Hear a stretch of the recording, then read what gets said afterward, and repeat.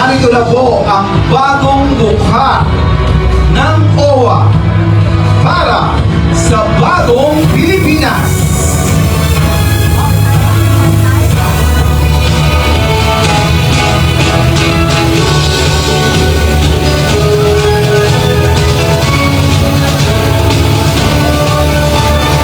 Ladies and gentlemen, the new OWA logo!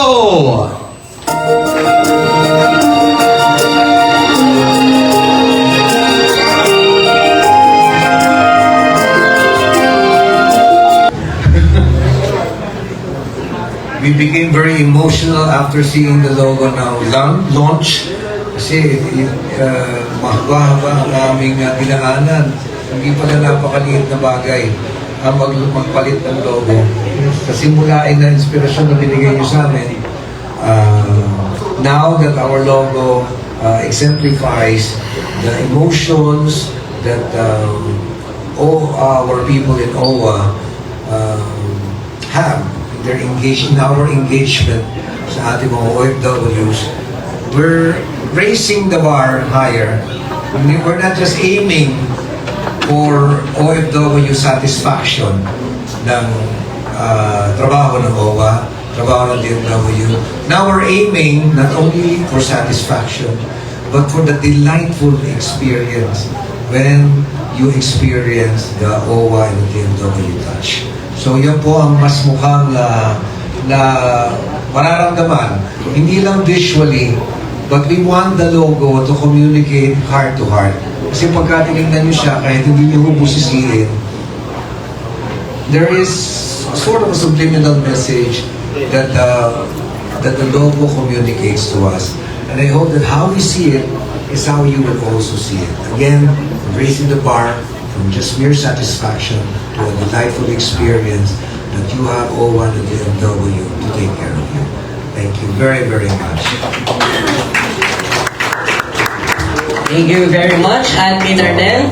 And of course, to our DMW Secretary, Sec Hans Leo Akda for his message. Maraming salamat. I think I need to congratulate Admin Arnel and the team and the Prevenido spouses. Dako salamat sa inyo, duha, mga kasimanwa from Iloilo. So I didn't know kanina na tiga Iloilo pala sila. So that makes me even more proud. Hindi mo yan hometown decision, ngayon ko lang nalaman na taga Iloilo sila. But yes, of course, I am proud. The Negrense, Ilonggo, creativity comes through again. At damo salamat din sa inyo tatuha. And I know you're not accepting any monetary recompense, but I think, sabi ko kay Admin Arnel, hatagan ka mo sa kahit pa paano, a token of appreciation, di ba? Para may mapauligi ka mo. Hindi mabukat na dulhat ka papauli, don't worry. But we will have, of course, an opportunity, as Admin mentioned, to cherish, to relish the logo in the next few years and decades of service. Once again, my fellow Owanians, kitang-kita, tama na pag tinignan mo pa lang siya, nakikita mo na yung embrace, yung pagkalinga, and that counts a lot. In this era of bagong Pilipinas, yung ating buzzword kanina bago nagpindot ay ng launching ng logo, there's no question that the President really wants to provide, his administration to be an administration of service and care and protection and empowerment. Yan, parating kasama yung word na yan kay Presidente ng mga OFWs. He is, after all, an OFW President. He virtually swept all the electoral precincts ng 2022 elections. And so OFWs are very close to his heart. Every time we have an event, no? Magaan ang luha ng Pangulo at ng ating unang ginang kapag nakikita niya mga OFWs and OFW families. And I'm sure they will be touched as well with the message of care and guidance and kalinga at pagprotekta sa OFWs na binibigay ng logo na ito. So maraming salamat. Congratulations once again to all. Thank you very much, Sekans. Ayun po, no, sa ating mga friends from the media, the usual protocol po, please introduce your name, media organization, then you'll be given one question and one follow-up. Start po tayo. The mic is here po ha. Hapit na lang po natin.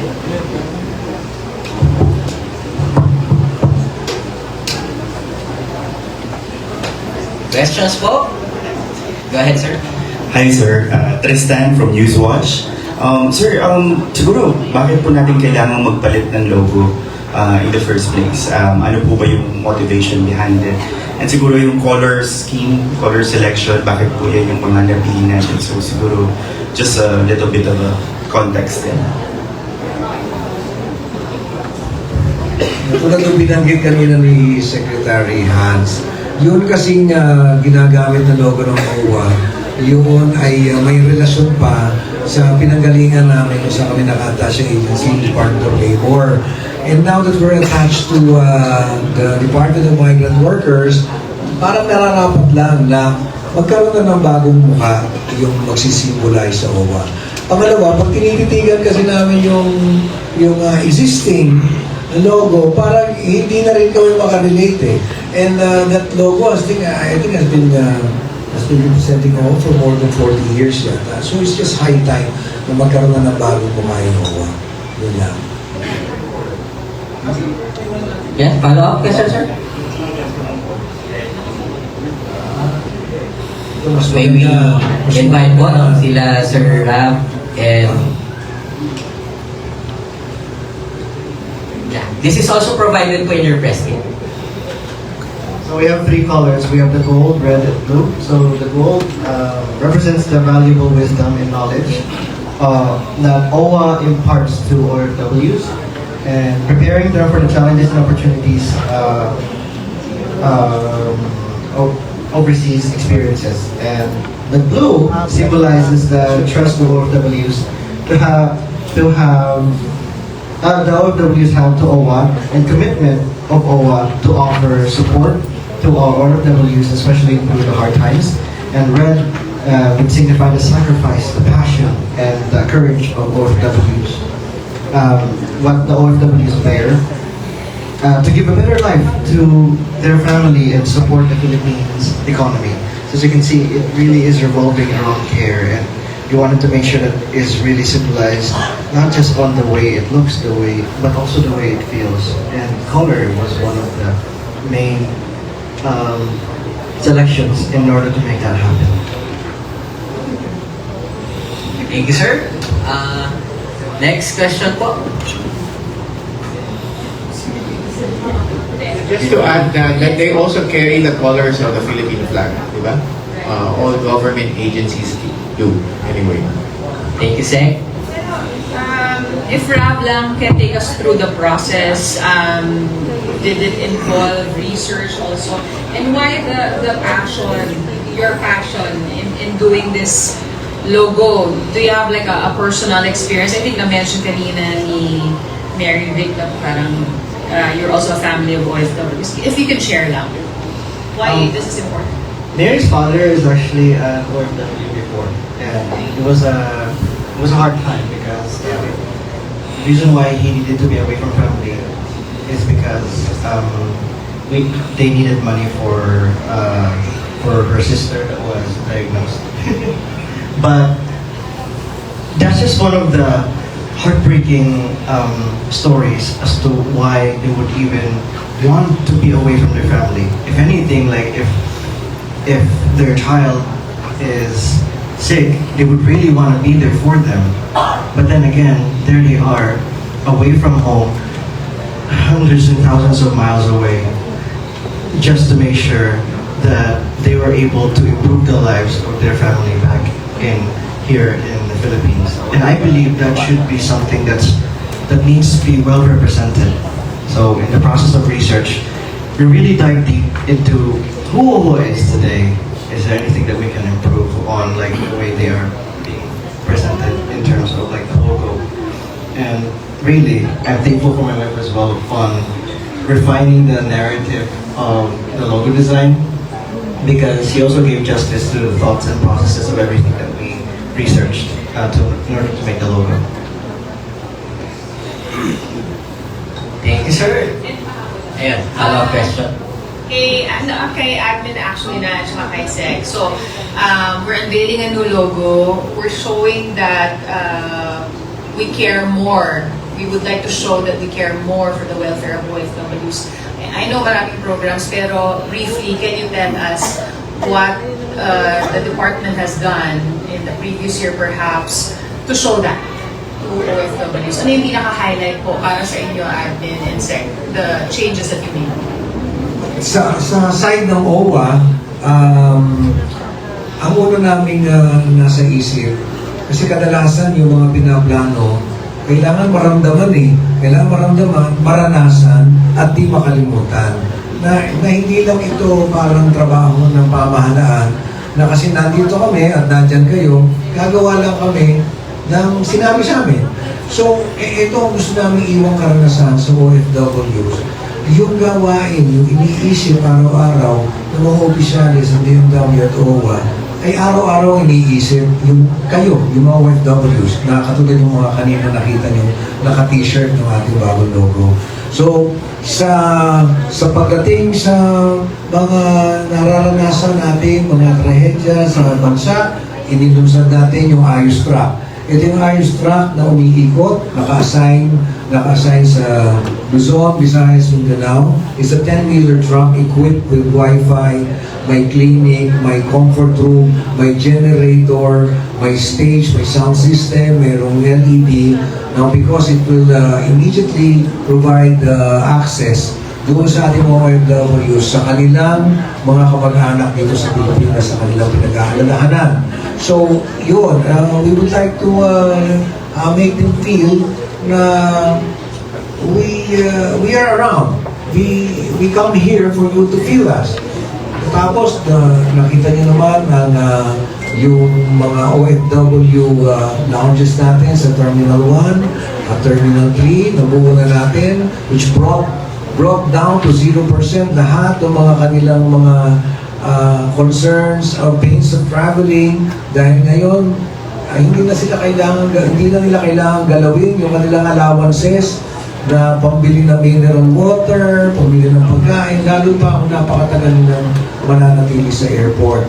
Meron na tayong Seafarers Hub para doon sa mga seafarers natin na ilang taong nakatambay diyan sa PM Calao, na laging nabibiktima ng ambulance chasers. Ngayon, sinimulan natin na magkaroon ng Seafarers Hub. Doon sila, again, food is free, coffee is free, mineral water is free, and plus, meron kang lugar na you can call your own.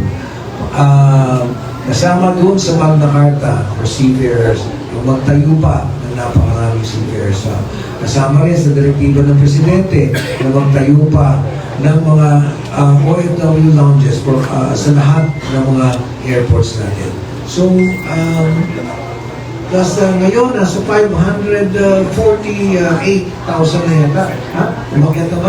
563,000 na ang napagsilbihan ng dalawa nating system ng OFW lounges. Ngayon, we travel to Cebu kasi doon pa lang mas malaki pa ang traffic ng OFW. So, asahan natin na makakapagtayo pa rin tayo doon. And sinimulan na natin na hindi lamang dito sa Pilipinas, iparamdam yan.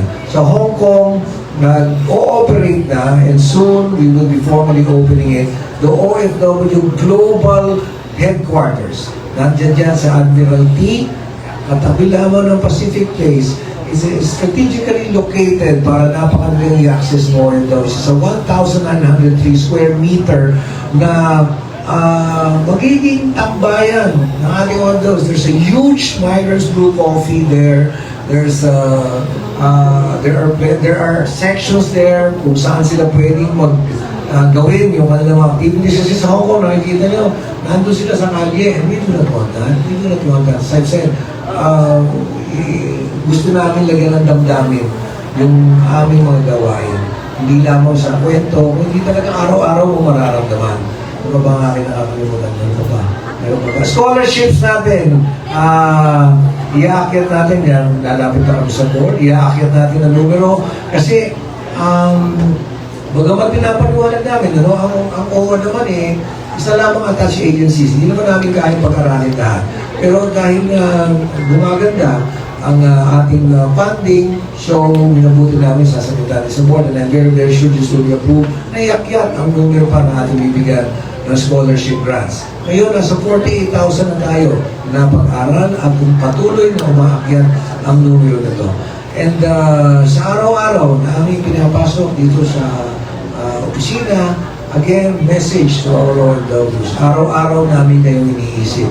Kailan naman na nakakalimot paminsan-minsan sa amin, pero kami araw-araw, yaan ang aming ginagawa. Hindi bilang trabaho, kung hindi ito ay motivated na nang tumubo at lumabog na pagmamahal sa inyo. Dahil ito na ang aming naging buhay, di ba, Sek? Yun na, buhay na natin ito. Hindi na tutungkol sa trabaho.